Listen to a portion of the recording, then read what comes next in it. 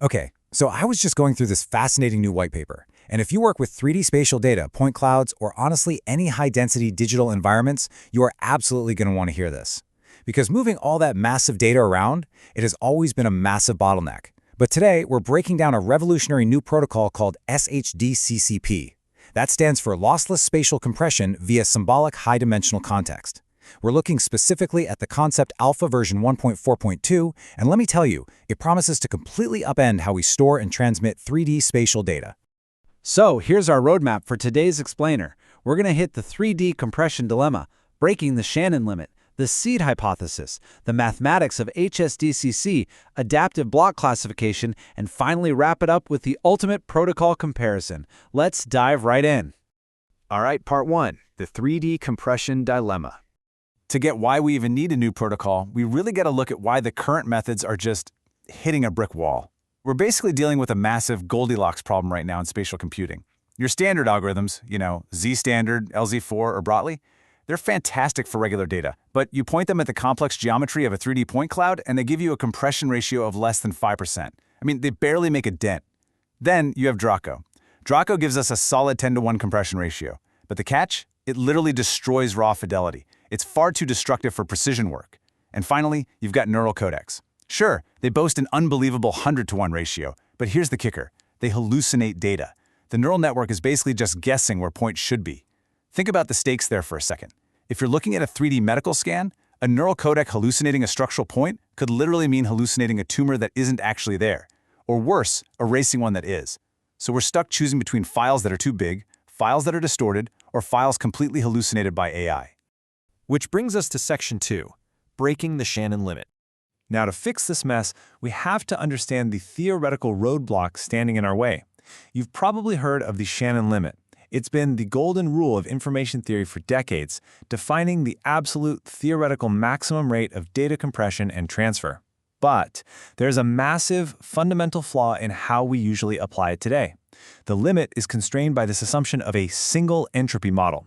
Basically, traditional compression assumes the data it's looking at follows one predictable pattern of randomness or structure.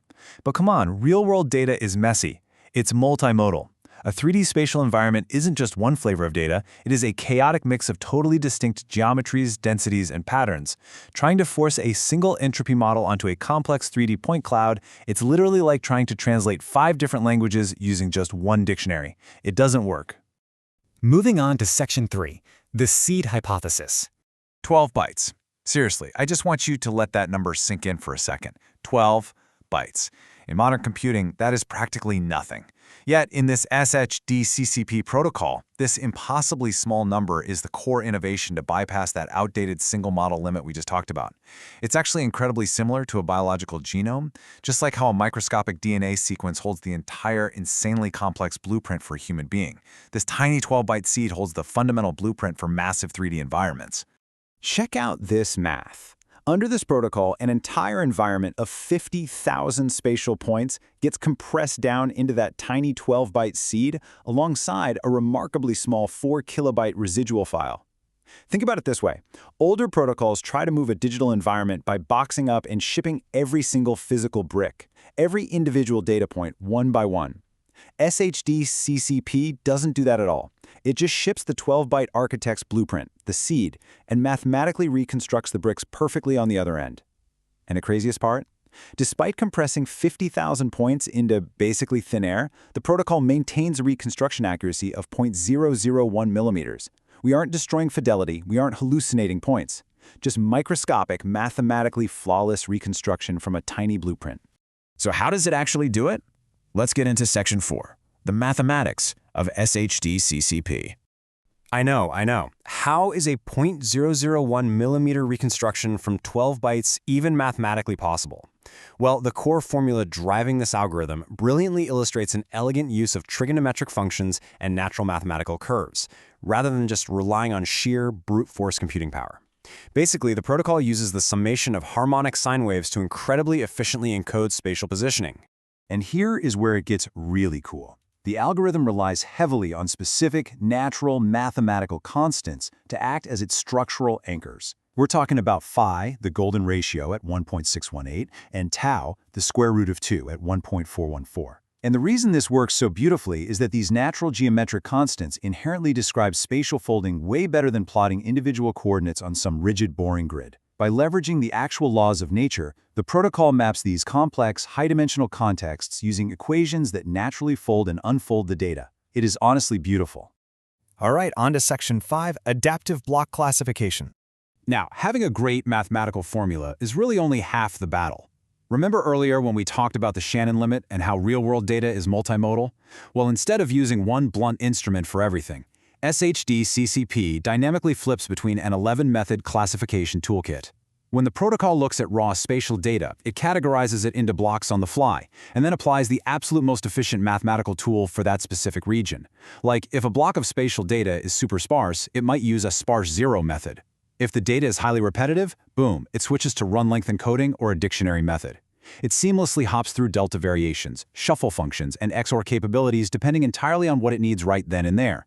By treating the point cloud as a diverse landscape, it dynamically applies the exact right tool to the exact right block. Which brings us to our final part, Section 6, the Ultimate Protocol Comparison. So, what actually happens when we put all of this together in a head-to-head analysis? Let's look at the baseline. Raw data is our 1-to-1 ratio. Z-standard, as we saw, practically fails with a 1.05-to-1 ratio. Draco gives you 10-to-1, Neural gives you 100-to-1, and then we have SHD CCP coming in with an incredibly flexible 8-to-50-to-1 compression ratio. Because it dynamically adapts based on the actual complexity of the multimodal data, it completely bypasses the weak standard compression, and it matches or vastly exceeds Draco's ratios without destroying your data. But we really need to make one vital distinction here, especially when comparing it against those neural codecs. Yeah, neural networks might boast a higher 100-to-1 ratio, but remember, they are hallucinating data. As we discussed with medical imaging, or even autonomous driving, the difference between a 100-to-1 neural hallucination and 99.99% lossless fidelity, that is literal life and death. SHD CCP guarantees that 99.99% data fidelity, and it does it with a lightning-fast latency of just 5 milliseconds. You are getting true, lossless, real-time spatial compression, no guessing.